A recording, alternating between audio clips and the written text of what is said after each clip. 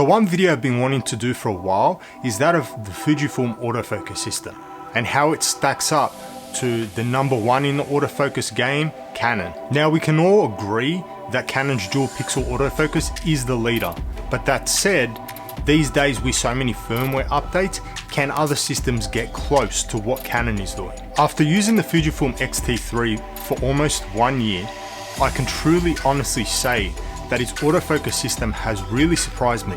When I was in the market for a new camera, autofocus was a major priority. I needed a good system, something that could really keep up with everything that I threw at it. And coming from Canon, where dual pixel was just always there and was always perfect, you never had to worry about the autofocus. Moving to other camera brands where autofocus may not be as good as what Canon was producing, it was always that scary thing, like, was I gonna pick a good camera, but then the autofocus was gonna be lacking. Now, while I agree, there are some things with the Fujifilm autofocus systems that I don't like. And #1 would definitely be object tracking. It doesn't have an object tracking system. But having something like face and eye detection, something that I didn't have on my previous Canon camera, now they are releasing cameras with face and eye detection and a pretty good system at that. I can sort of live without having object tracking. It would be very nice to have it, but it's not the end of the world. But the issue always is when I want to track a subject, you always have to make sure the autofocus markings are on that subject. Where with Canon, you will just tap on the screen and it will lock on and it will hold and it will follow that everywhere and it will track and it was spot on. I never had an issue with Canon's autofocus tracking. But like I said, majority of tracking I do now is face. So if it is a face, then you're pretty much sweet. Now, a couple of things I do like about the autofocus system on the Fujis is definitely the customization. It's a very fast auto tracking system. Something else you can also change is the sensitivity to autofocus. So if I'm talking to camera and my hand comes across the screen, is it gonna lock onto that hand or is it gonna lock onto my face and just ignore that? You can completely customize what you want the system to do. So doing videos where I'm talking to camera or someone else is talking to camera, I can honestly say there is no hunting at all.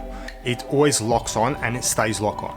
Now, when you have someone talking to camera like I am now, the autofocus, the face eye detection has never hunted. I've never noticed the time where it has hunted. So it's been pretty rock solid. So what I'm gonna do is I'm gonna change the settings. So I'm gonna give you what came with the camera straight out of the box, which is +2 on tracking sensitivity and 0 on AF speed.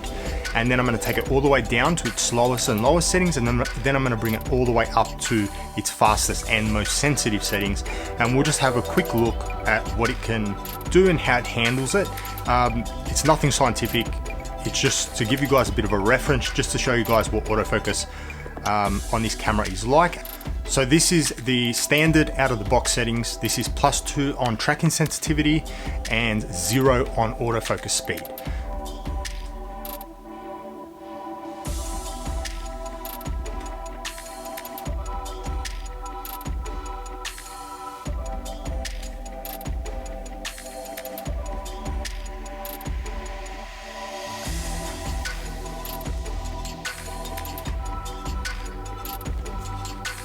So this next test is 0 on tracking sensitivity and -5 on autofocus speed.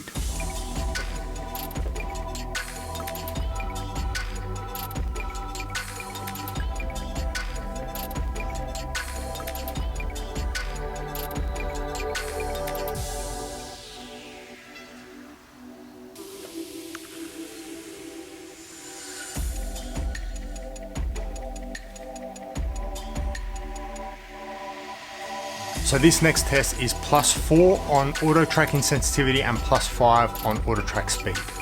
So these settings are the maxed out settings.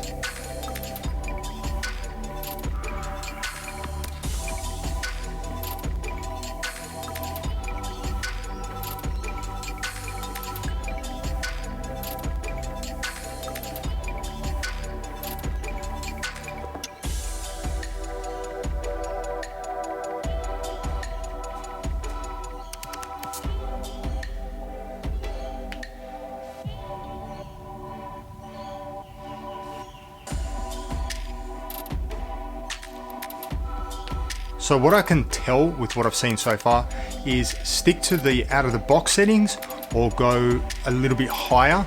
I wouldn't go any lower. Don't turn down your tracking sensitivity or autofocus speed. I find with what they give you out of the box is probably spot on. Maybe a little bit higher you can go, and I think it will be perfect.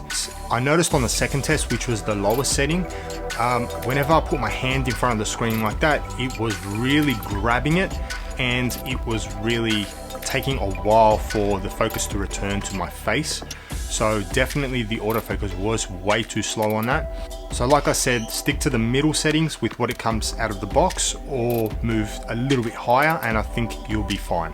Now for the big question, is what Fuji is giving us at the moment as good as Canon dual pixel? So now for the big question, is Fujifilm autofocus as good as Canon's dual pixel? I think it is as good with face eye detection and tracking. I don't think it's as good overall because we're still missing object tracking. I think if it had object tracking, which is still very important to have on a camera system these days, I think it will be on par. But that being said, everything else about the Fujifilm autofocus system is spot on. It's a rock solid autofocus system that you can really trust. Even with Canon systems, in an interview scenario, I would always trust the autofocus to get me the focus, and then I'd always switch it to manual focus just to make sure it locks on.